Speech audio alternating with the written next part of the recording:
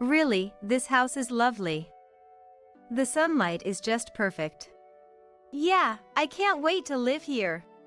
Next to the smiling in-laws, my husband, Eric, is also nodding in satisfaction. We came to view our potential new home, but I hadn't expected it to be such a luxury property. As my in-laws and Eric carry on making decisions, my anxiety grows. Are we really going to buy this place? Seeing my confusion, the agent, Ms. Johnson, whispers to me, "Could you please come into this room? There's something about the contract we need to discuss." Led to another room, I was internally frightened. I thought I was going to be pressured into signing the contract. However, what Ms. Johnson said was completely unexpected. "Run away now." What? I was taken aback by her unexpected words and didn't understand what she meant. "Run away? What do you mean?" "I'm sorry for startling you all of a sudden, but I've seen something." Ms. Johnson started speaking in an uneasy manner. What she revealed was shocking. "My name is Melissa. I'm turning 32 this year. Eric is the same age. We don't have children yet, but have been discussing buying our own home. I've always dreamed of a condominium, but Eric prefers a single-family house. It's for Eric's parents. His mother, Patricia, is 65. His father, Paul, is 66. They're relatively young for seniors. However, both in-laws are physically challenged. During a family trip when Eric was in high school, they were involved in a car accident. Fortunately, Eric was only slightly injured, but his parents suffered serious injuries. Though their lives weren't in danger, Patricia injured her back, and Paul can't move one of his legs properly. As a result, both had to quit their jobs. After graduating high school, Eric has worked hard, supporting his parents through everything. We met through mutual friends when we were 26. My first impression of Eric was that he was a serious, family-oriented person. He always seemed overly concerned about his parents. But once I knew the circumstances, I began to understand, and started to see him as a kind person. Our relationship naturally progressed, and eventually, we got married. Given this background, Eric wishes to buy a house where we can comfortably live with his parents. Since Eric is an only child and considering his parents' physical conditions, it seems like a natural decision. Yet, I've always felt something off about his parents. And my intuition wasn't wrong. Looking back, I felt this discomfort during our first family meeting 3 years ago. Nervously going to his parents' house, Patricia welcomed us. "Welcome, Melissa. It's a small house, but make yourself comfortable." "Thank you. I will." Seeing Patricia slowly bending and walking struck me hard. Even though I knew from Eric she had difficulty walking, it was still a shock. Paul also appeared. "Nice to meet you, Melissa." "Nice to meet you." Walking with a limp to protect his leg. The aftermath of the accident still affected them, making work difficult. But Eric said they were managing with insurance money. Seeing the in-laws, I was relieved I had bought sushi for lunch beforehand. Feeling sorry for them having to host us with their conditions, I had prepared it. Offering the sushi immediately, Patricia exclaimed with joy, "Sorry for the trouble." "Thank you. Let's eat right away." No sooner had she spoken than the in-laws began eating the sushi non-stop. Their fervor left me astonished. "Mom, you two starting without us? We're hungry too." Eric raised his voice. "Sorry, dear. It's been a while since we had such luxurious sushi. We just couldn't resist. We have food for you and Melissa, too." What Patricia brought out to the table was, surprisingly, canned food meant for emergencies. "Sorry, this is all we have. she said with a smile, with Paul also laughing. Mom, thanks. Eric spoke cheerfully, but noticing my stunned silence, he turned to me. Melissa! What's with that face? As I was unsure what to say. Right, we didn't have any drinks. Eric began to stand up. Here, I've poured some for everyone. Then, Paul came walking unsteadily with a tray holding glasses for everyone. Thanks, Dad. Paul, I'm sorry. Let me set them out. I was speechless as I took the tray from Paul. The glasses were in poor condition, some cracked. It was filled with water. I had just seen Paul filling them at the sink. Thank you. I could only mutter my thanks in a hoarse voice. In the end, the sushi we brought was almost entirely eaten by the in-laws. We had brought it to share with everyone. The two of them, holding the sushi case. Delicious, delicious. Continued eating at an incredible pace, making it difficult for me to partake. Eric was eating the canned side dishes as if it were normal. Well, I wanted the sushi for Patricia and the others, so it's okay. But the canned food was unexpected. Looking at the can I had in hand, I noticed it was nearing its expiration date. I pretended not to see it and quietly ate the side dish inside. I could hardly taste it. Seeing me silent, Patricia asked with concern. Did the simplicity of the meal upset you? No, not at all. Be honest. I heard from Eric that your family are well-known landowners. You must be used to much more lavish meals than we can provide. I'm sorry we can only offer such meager fare. At first, I thought they were being spiteful, but it seemed they were serious. I was even more lost for words. That's not. As I was flustered, Patricia looked at me weakly. Sorry. As you might have heard from Eric, we have our physical limitations, right? We can't really go to the grocery store much. I'm sorry we can't entertain you properly. That's true. It's frustrating to think if only our bodies moved better. Paul nodded repeatedly. Faced with such remarks, I was left speechless. It's enough. Thank you. Indeed, as the in-laws said, they must have done their best to entertain us, considering their physical limitations. Living without working might have led to a simpler life, so maybe canned food and tap water can't be helped. However, having bought enough sushi for everyone, only for them to quickly eat it all themselves. It didn't sit well with me, but Eric was laughing, not seeming to find it strange, so I felt it wasn't my place to say anything. With unresolved feelings, we decided to leave the in-laws' house. Later, the topic of our wedding came up. I had been looking forward to it, but Eric came to me with a serious face to apologize. Sorry. My parents don't have any money, so they can't help with the wedding costs. That's okay. I was planning to use my savings anyway, so don't worry about it. I cheerfully replied. I had told my parents they didn't need to contribute either.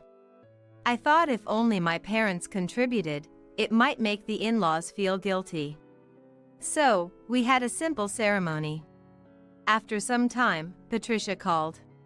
Since they couldn't help with the wedding, they wanted to send us home appliances as a wedding gift as a gesture. I tried to refuse, saying they didn't need to bother, but Patricia insisted on sending them. A few days later, several large boxes arrived at our home. I was surprised. Patricia and the others bought us so much. Grateful, I started to unwrap the tape. Inside were assortments of old home appliances. An old vacuum cleaner that wasn't sold in stores anymore, a microwave with peeling paint, and other used items that had clearly been in use for decades. I even found the cracked cups and dishes I had seen at the family meeting. Could all this have been from Patricia's house? No way. I was at a loss for words. Mom and Dad sending this is really nice. Eric seemed happy, prompting me to protest. Wait, Eric. Aren't these the appliances Patricia used at home? They're all damaged and in poor condition. This is too much. What are you saying? They're still usable, right? You should be grateful. I was dumbfounded by Eric's pleased expression. But since we received them, I had no choice but to thank them. Reluctantly, I called Patricia. Thank you for the appliances. Have they already arrived? That was quick. Those were things we've used for a long time. They're filled with love, so we couldn't bear to throw them away. Maybe you could use them? You'll need appliances as newlyweds, right? Patricia's cheerful speech only increased my unease. That's true, but some of them are damaged or don't work at all. We appreciate the thought, but we'll buy new ones. What a waste. Buying new ones. You could save money, right? Save money? We would have liked to buy you new ones if we could. But, we have our physical limitations. It's hard for us to go to the store, so giving you things from our home was all we could do. If they didn't have the money, they didn't need to send anything. Moreover, Patricia mentioned this to Eric, and I ended up being scolded by him. Melissa, you complained about the appliances to Mom? They went out of their way to send us stuff from their home for us. Don't waste their kindness. I didn't mean to. It made me seem like the bad one. Reluctantly, I ended up using the damaged appliances. It's such a shame for newlyweds. I couldn't help but feel dissatisfied.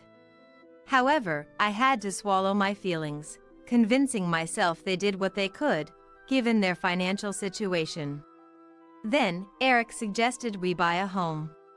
Of course, I've always dreamed of owning our home. It should have been happy news. According to Eric, he wanted to buy a house that could accommodate living with his parents in the future. I was hesitant. Though I wanted to get along, the behavior of the in-laws to date left me feeling unsettled. I started wondering if living together was really a good idea. The sending of damaged appliances showed they disliked spending money. Initially, I thought they were trying to help in their way, but that started to seem dubious. Especially when I visited their house for some reason later and found all the appliances had been replaced with new ones. This raised questions in my mind. Weren't they supposed to be short on money? They had said they couldn't go to stores because of their mobility issues. But on reflection, these days, one can buy products online without needing to go to a store. It made me think they just wanted to get rid of their old, unwanted appliances under the guise of a wedding gift. I couldn't say this to Eric, though. Anyway, I was worried that living together would force us into a frugal lifestyle. Besides, knowing the in-laws, a new construction seemed unlikely. I feared they would push for an old, damaged property just because it was cheap. Despite my worries, surprisingly, the in-laws were interested in a solid house. Or rather, they already had a rough idea of the property. It seems you've already made quite a bit of progress. Confused, Eric responded as if it were obvious. I took Mom and them to see some houses on my day off. There's this really nice new house they liked. You didn't tell me about this. I felt left out and upset. They were making decisions about our future home without me. Feeling unsatisfied, I decided to go see the property myself. Eric, the in-laws, and I visited the real estate company. Then the person in charge came right away. Soon, a young, cute woman approached us. Her business card read Johnson. Nice to meet you. My name is Johnson, and I'll be assisting you. Ms. Johnson greeted us politely. She took us out in her car to view the property. In the car, the in-laws were chatting amiably with Ms. Johnson. It appears the new construction is in a high-end area. I had a bad feeling about this. After a while, we arrived at the property. It was a detached house with a large garden, looking quite luxurious. Such a grand house must be expensive. We went inside and checked the layout in the living room. The in-laws were engrossed in a cheerful chat. Really, this house is lovely. The sunlight is just perfect. Yeah, I can't wait to live here. Feeling anxious as the conversation progressed, I couldn't help but interject. Excuse me. This is my first time here, but... Oh, right. My apologies. Here is the brochure. I was surprised when I saw the brochure for the property. The asking price was clearly over our budget. Surely, this house wasn't suitable for us. Yet, the in-laws and Eric acted as if this property was meant for them. Sweating nervously and confused, I caught Ms. Johnson's intense gaze. She seemed like she wanted to say something. While glancing at the brochure, I pondered what to do. Eventually, the in-laws wandered off towards the terrace. Eric moved to assist them. They seemed absorbed in their conversation. Then, Miss Johnson looked at me with determination and whispered, "Could you please come to this room? There's something about the contract we need to discuss." Surprised by Miss Johnson's serious expression, I nodded instinctively. Led to another room, I was internally frightened. Was I going to be pressured to sign something immediately? However, what Miss Johnson said next was entirely unexpected. "Run away now!" What? Taken aback by her unexpected words, I didn't understand what she meant. Run away? What do you mean? I'm sorry for startling you suddenly, but I've seen something. Ms. Johnson began speaking in an unsettled manner. Eric and the in-laws had been visiting this property before. According to Ms. Johnson, during those visits, the in-laws were walking without canes or assistance. What? What do you mean? But my in-laws are supposed to be physically limited. I couldn't believe it. The in-laws I had always seen struggle to walk. They were supposedly unable to work or go to the grocery store because of it. Could it be? I managed to mutter something. Do you want to see for yourself? Peeking through a slight opening Ms. Johnson made in the door, I surreptitiously watched the three of them. Indeed, the in-laws were walking. Of course, without any canes or assistance. Why?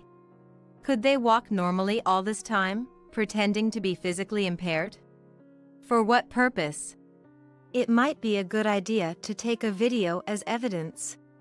Ms. Johnson's calm voice echoed in my head. Evidence? What kind of evidence? I'll explain later. As directed by Ms. Johnson, I pulled out my cell phone in a daze and recorded a video of the in-laws. I was utterly stunned. I had no idea what was happening. Ms. Johnson explained that at first she suggested a barrier-free home because the in-laws seemed to have bad legs. This property is equipped with a ramp, which might make moving around easier. However, Patricia laughed it off. We don't need anything like that. Saying this, Patricia and the others walked away. Ms. Johnson didn't understand why they pretended to have bad legs. The mystery was soon solved. When handing over the mortgage documents to the eager-to-buy in-laws, it seemed the contract was progressing under my name. Here are the documents you filled out. Looking at the documents she handed over, my name was indeed written on them. Eavesdropping on their conversation, Ms. Johnson heard a horrifying discussion. Having Melissa pay for the loan is best. We've received quite a bit from the insurance company by pretending my back and Paul's leg were bad, but we've spent a lot on new appliances recently. Mom, that's too direct. But that's what we've been saying for years, right? Find someone wealthy. Patricia said this matter-of-factly, with Paul seemingly agreeing. Eric kept his promise. Melissa completely trusts us. Rich people who don't suspect others are easy to manipulate. Realizing the truth left me dumbfounded. The in-laws pretended to have mobility issues to defraud the insurance. And Eric was aware of it. Hearing about the exchange from Ms. Johnson left me speechless. They expected me to pay for the mortgage? Unbelievable. Indeed, my family owns some land, and I had mentioned to Eric early on that we were landowners. But our lifestyle is very modest. I've always been taught by my parents not to waste money, and I don't own any luxury items. I'm just an ordinary office worker with no high salary. I never imagined Eric approached me with the motive of targeting the fact that I'm a landowner for money. I was so shocked I couldn't say anything, to which Ms. Johnson apologized. I'm sorry for bringing this up so suddenly. No, please don't worry, Ms. Johnson. I'm actually glad you told me. I managed to say, forcing the words out, and Ms. Johnson's face fell. There's more to the story. Then, Ms. Johnson revealed something shocking. Eric had said, "We'll need Melissa's cooperation going forward," said. And Patricia had suggested, "Yes, next time, give Melissa a little push. Say she fell and claim treatment costs indefinitely.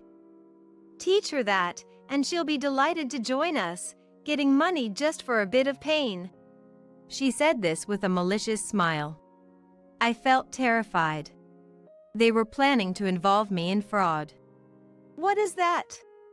A little push means they're fully intent on injuring me. And they want me involved in their deceit? Impossible. I know this is a difficult conversation. Maybe it was unnecessary, but I felt I had to tell you. This is a serious crime, and I feared for your safety. Ms. Johnson spoke hesitantly, her words echoing deep within me. It was hard to believe, and I didn't want to. But I had seen it with my own eyes. The in-laws walking normally. My name on the mortgage documents.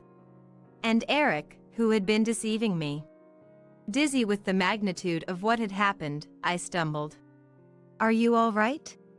Ms. Johnson caught me as I nearly fell.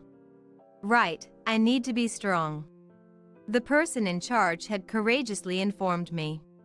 I needed to take action. Thank you. I'm okay. It's a shock, but I don't want to be involved in fraud, and now that I know the truth, I can't let the in-laws continue like this, I said firmly. Ms. Johnson nodded with conviction, understanding my resolve. There was no time to waste. Ms. Johnson and I quickly discussed what to do next. Then, I rushed out through another door. The in-laws were kept busy by Ms. Johnson. I texted Eric that I was feeling unwell and would go home first. Taking this opportunity, I decided to gather evidence at home. I remembered seeing some records about the in-laws' accident. Using the internet, I searched for the date and details of the accident, relying on my memory to find the insurance company and doctors' names. Once prepared, I immediately reported to the insurance company. When I mentioned it was a case of fraudulent claims, they directed me to a specialized department where I shared the details. Of course, I also sent the video I took today via text. Subsequently, the insurance company filed criminal charges, and the in-laws were arrested. I later found out that while the accident and injuries were real, they weren't severe. Despite this, they continued to pretend their conditions were serious to swindle money. And they had been defrauding money. However, with traffic accidents, insurance companies are usually on high alert for false claims. I wondered how they managed to deceive the investigations, but the mystery was solved. They had conspired with a relative who was a doctor to forge medical certificates. Despite only having minor injuries, they pretended they were severe. Such an unbelievable story. Of course, the doctor was arrested too. This doctor, who had engaged in similar frauds apart from my in-laws, was already marked by the insurance company. That's why they were able to arrest him so quickly. In the end, they were just a greedy family. Not just stingy, but outright criminals. Eric, who had turned a blind eye, was no different. I told everything and expressed my desire for a divorce. However, Eric wouldn't accept it and resisted. "Meet with Mom at least. It's all a misunderstanding," Eric said. I couldn't understand what was misunderstood. I didn't want to see them, but I had things I wanted to say too. Eric and I went to the prison where the in-laws were. Due to the severity of their crimes, they didn't get probation. Upon entering the visitation room, Patricia looked completely defeated. Through the acrylic panel, I glared at Patricia. "Patricia, I heard you've been committing fraud and even planned to involve me? Why did you do such things?" Patricia spoke in a feeble voice. "Such things. The accident was real, and we did have leg problems. But once we got better, if we could still get paid as medical expenses, why not take it?" Was she unaware that she committed a crime? Astonished, I spoke clearly. "What are you saying? That's a crime. And to think you plan to involve me in your deceit, you're insane." Then Eric intervened. "That's how easy money comes, Melissa. We just messed up this time. You must understand, living off your family's money." Eric's flippant attitude made my anger explode. "Don't lump me in with you. My parents and I work hard. I would never earn money by committing crimes. You're the lowest of the low. I want nothing to do with you ever again." After my outburst, Eric and Patricia were stunned by my stern attitude. Patricia and Eric were more terrible than I had imagined.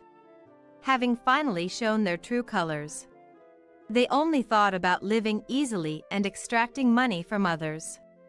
Even after arrest, they hadn't woken up to their actions. Realizing the conversation was futile, I left Eric at the prison. I wouldn't come back here again. Later, I filed for divorce. It took time, but the divorce was finalized. Eric, notorious in his company for his parents' arrest, resigned due to the discomfort. His whereabouts afterward are unknown. Presumably, he lives modestly with the released in-laws. Never had I imagined such despicable people existed. I had enough of marriage for a while. Deciding to focus on my career, I found a new job. Then, unexpectedly, I met someone. I met a kind man, Scott, who accepted everything about me. Scott understood and healed me when I was hurt and had gone through tough times. However, I was hesitant about moving to the next stage. I trusted him because he was a really good person, but I had become cautious due to the lessons from my previous marriage. To dispel my anxieties, Scott introduced me to his parents. They welcomed me and entertained me with a proper meal. I was moved by such a normal act. His parents were also of a gentle nature and very open-hearted, just like Scott. With this family, I felt safe. Thinking so, I married Scott. Finally, I was able to have the peaceful life I had always wanted. As time went by, the conversation about buying a house with Scott came up. I mentioned that there was a real estate agency I wanted to go to and took Scott there. It was Ms. Johnson's real estate agency. Thanks to Ms. Johnson, who handled our case, we were able to realize we had been deceived. I couldn't be more grateful for that. Upon entering the real estate agency, a familiar face caught my eye. "Welcome." Ms. Johnson seemed to have recognized me. I greeted her with a smile. Hello. It's been a while. It seems Ms. Johnson is doing well. The new business card she gave me had Chief written on it. Seeing that she had grown and accumulated experience made me feel happy. Ms. Johnson, taking a moment when Scott was away, smiled and said, "It's great that you found a good person." Smiled and said, "Thanks to you telling me the truth that time, Ms. Johnson." "Thank you." I smiled back, influenced by her warmth. Thinking of what I could do for Ms. Johnson as a token of gratitude, I decided, let's buy a house here. This time, it will surely be a wonderful home. Thinking of my new home made me naturally smile.